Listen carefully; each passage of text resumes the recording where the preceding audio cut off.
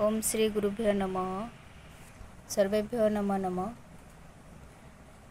अद्य वयं निर्देशनम् इत्यस्मिन् विषये ज्ञास्यामः। निर्देशनस्य अर्थः कः इत्युक्ते प्रत्येकं मनुष्यः स्वस्य इच्छायाम् आवश्यकतानां च पूर्तये वातावरणे अनेकान् संघर्षान् अनुभवति। सः जन्मतः मृत्युपर्यन्तं समस्याः दूरीकर्तुं वातावरणस्य अनुकूलतां सम्पादयितुं च निरन्तरं प्रयत्नं करोति वा प्रयतते। तदर्थं सः योग्यता सामर्थ्यानि च विकसयति। सः स्वस्य पूर्वज्ञानम् अनुभवं च आश्रित्य समस्या परिष्काराय विविधाः योजनाः निर्माति।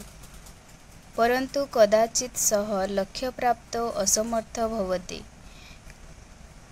तदर्थं योग्य उपायः अथवा मार्गः न प्रतीयते। तादृश अवस्थायां सः ज्येष्ठान्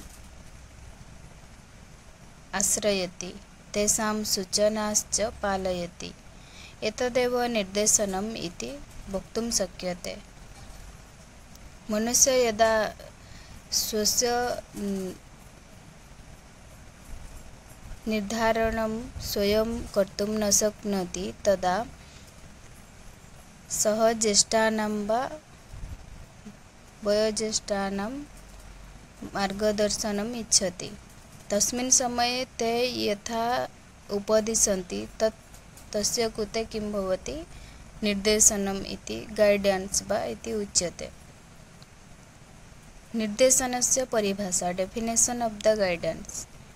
जोहान्सबर्ग इत्यस्य मते कश्चित् मनुष्यः अन्यस्मै विकल्पानां चयने सामञ्जस्ये समस्या परिष्काराय च क्रियमाण सहायं मार्गदर्शनम् इति उच्यते।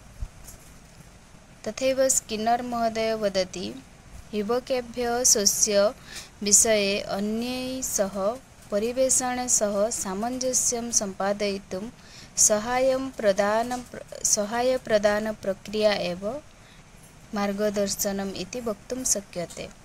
तथैव क्रोम महोदय वदति, प्रशिक्षिते विशेषज्ञैः महिलाभिः पुरुषैश्च आबालवृद्धानां दैनन्दिनकार्याणां व्यवस्थापनाय योग्यदृष्टिकोणस्य विकासाय स्वयं निर्णयशक्तिः यदा विकासः भवति तत्र ये सहायं कुर्वन्ति क्रियमाणसहायं वा मार्गदर्शनम् इति उच्यते। मार्गदर्शनमेव निर्देशनम् इति वक्तुं शक्नुमः। तथैव निर्देशने केचन नियमाः अपि भवन्ति। किम् इत्युक्ते ते नियमाः के भवन्ति इत्युक्ते निर्देशनं सर्वदा तथ्याधारित प्रामाणिक उपदेशः भवेत्। यदा निर्देशनं दीयते तदा तत् प्रामाणिकं भवेत्।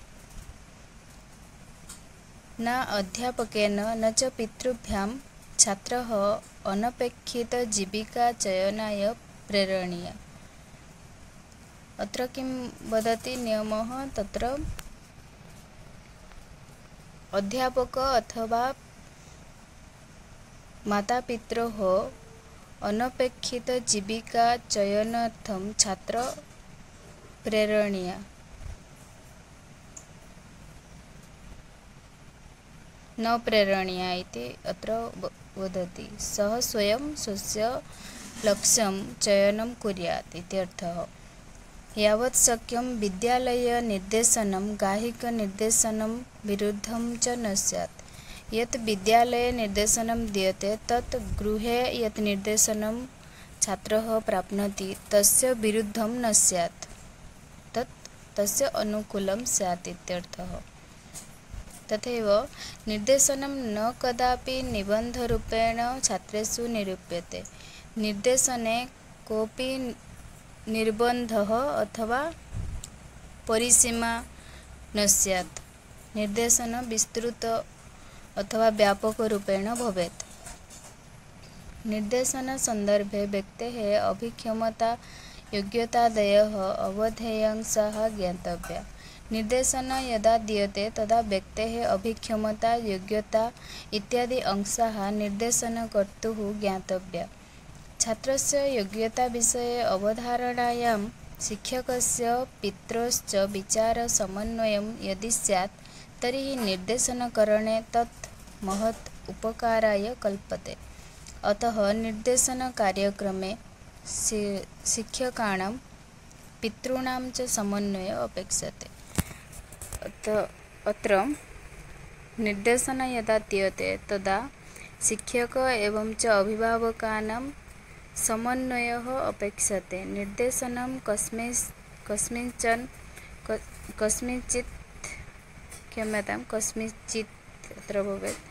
कस्मिंश्चित् स्वयं जीवनसाफल्यार्थं मार्गदर्शनं दीयते। अत्र किं भवति, निर्देशनं यदा दीयते तदा छात्रस्य स्वस्य जीवनसाफल्यं कथं भविष्यति तत् निमित्तं मार्गदर्शनं क्रियते। अद्यतनपाठे एतावत् पठामः। अनन्तरं तस्य निर्देशनस्य प्रकाराः के सन्ति, तत्र किं किम् अस्ति तत् विषये पठामः। धन्यवादः।